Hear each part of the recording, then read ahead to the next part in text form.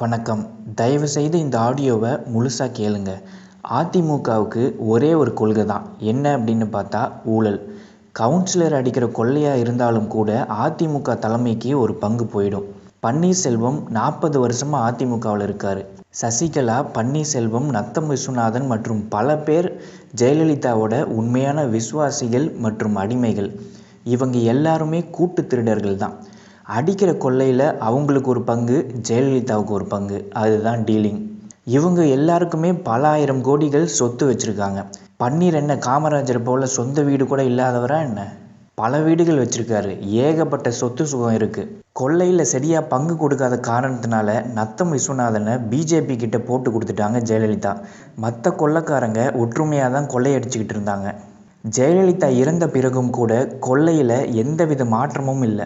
ஜெயலலிதாவுக்கு போக வேண்டிய பங்கு சசிகலாவுக்கு போக ஆரம்பிச்சது. அவ்வளவுதான் வித்தியாசம்.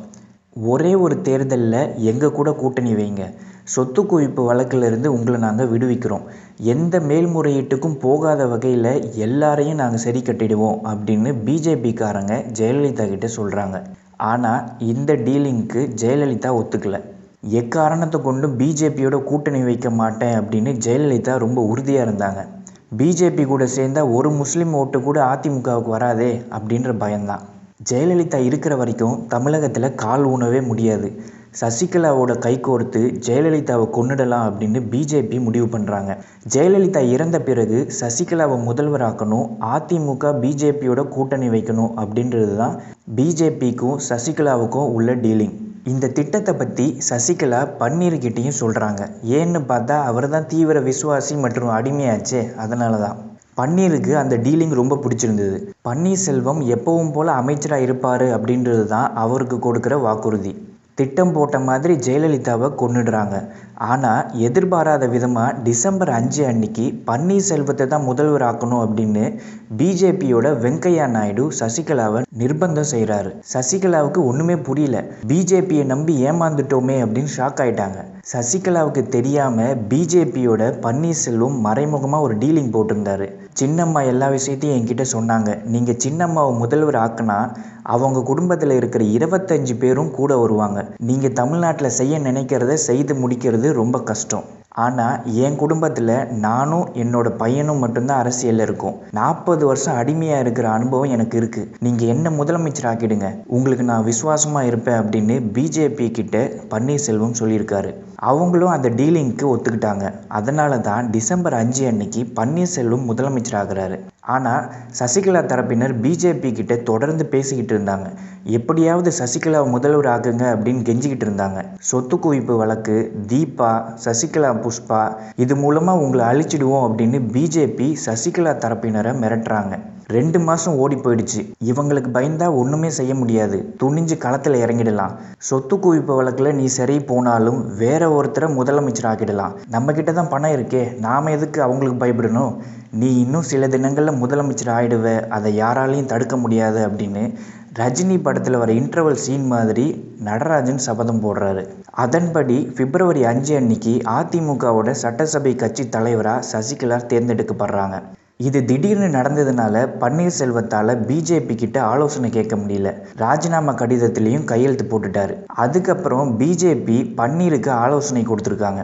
என்ன செய்யணும் அப்படின்னு பிஜேபி திட்டம் தீட்டி பன்னீருக்கு கொடுத்துருக்காங்க. எல்லாத்தையும் ரெடி பண்ணுறதுக்கு 2 நாள் ஆயிடுச்சு. 7ஆம் தேதி இரவு பன்னீர்செல்வம் 45 நிமிஷம் தியானத்தோட அந்த டிராமாவை ஆரம்பிக்கிறாரு. பிஜேபியோட ஐடி விங், டிஎம்கேவோட ஐடி விங் மற்றும் அனைத்து தொலைக்காட்சிகளும் பன்னீர்செல்வத்தை ஒரே இரவில் ஹீரோவாக்குறாங்க. தேசிய ஊடகங்களும் இதுக்கு விதிவிலக்கே அல்ல. திமுக எதுக்கு பன்னீர்செல்வத்தை ஆதரிக்கிறாங்க அப்படின்னு யோசிக்கிறீங்களா? அதிமுக உடைஞ்சா பெரிய பலன் யாருக்கு கிடைக்க போகுது? திமுகவுக்கு தானே. பிஜேபியோட துணையோட பன்னீர்செல்வம் அதிமுகவை கைப்பற்றும் வேலையிலும் எம்எல்ஏக்களை இழுக்கிற வேலையிலும் களை இறங்கிட்டாரு. காரு தரேன், வீடு தரேன் அப்படின்னு எம்எல்ஏக்களோட வீட்டில் இருக்கிறவங்க கிட்ட பேரம் பேசிக்கிட்டு இருக்காரு. நாளைக்கு வந்து பதவி பிரமாணம் செய்து வைக்கிறேன் அப்படின்னு சசிகலா கிட்ட 4 நாளாக ஆளுநர் வித்யாசாகர் ராவ் ஏன் தண்ணி காட்டிக்கிட்டு இருந்தாருன்னு உங்களுக்கு புரியுதா? ஒரு வாரத்தில் சொத்து குவிப்பு வழக்கோட தீர்ப்பு வரும் அப்படின்னு ஏன் டிசம்பர் 6ஆம் தேதி சொன்னாங்க அப்படின்னு புரியுதா? சசிகலா பொதுச் செயலாளராகி 1 மாதம் ஆகுது. இப்போ திடீர்னு அதிமுக சட்ட விதிகளுக்கு புறம்பாக பொதுச் செயலாளரை தேர்ந்தெடுத்திருக்காங்க அப்படின்னு தேர்தல் ஆணையம் எதுக்கு சொன்னாங்க அப்படின்னு புரியுதா? ஜெயலலிதா மரணத்தில் இருக்கிற மர்மத்தை வெளியில் கொண்டு வர்றதுக்கு விசாரணை கமிஷன் வைப்பேன் அப்படின்னு பன்னீர்செல்வம் எதுக்கு சொன்னார் அப்படின்னு புரியுதா? எல்லாமே சசிகலாவை மிரட்டுறதுக்கு தான். இதுதான் நடந்திருக்கு. ஜெயலலிதா சசிகலாவோட கூட்டு கொள்ளையில் ஈடுபட்டு அதுக்கப்புறம் சசிகலாவை ஏமாத்திட்டு பிஜேபிக்கு அடிமையாக மாறி இருக்கிற பன்னீரை தான் நீங்கள் எல்லோருமே தலையில் வச்சுக்கிட்டு கொண்டாடிக்கிட்டு இருக்கீங்க. 2 வாரங்களுக்கு முன்னாடி ஜல்லிக்கட்டு போராட்டத்தில் எந்த அரசியல்வாதிகளையும் நம்ப மாட்டோம் அப்படின்னு சொன்ன வாய்கள் தான் இன்னைக்கு பன்னீர்செல்வத்தை காமராஜர் மாதிரி நல்லவர், நேர்மையானவர் அப்படின்னு சொல்லுது. மக்களே கவனமாக இருக்கணும். இல்லை அப்படின்னா நம்மளை இந்த அரசியல்வாதிகளும் மீடியாவும் தொடர்ந்து ஏமாற்றிக்கிட்டே தான் இருப்பாங்க. இதை கேட்ட அனைவருக்கும் நன்றி, வணக்கம்.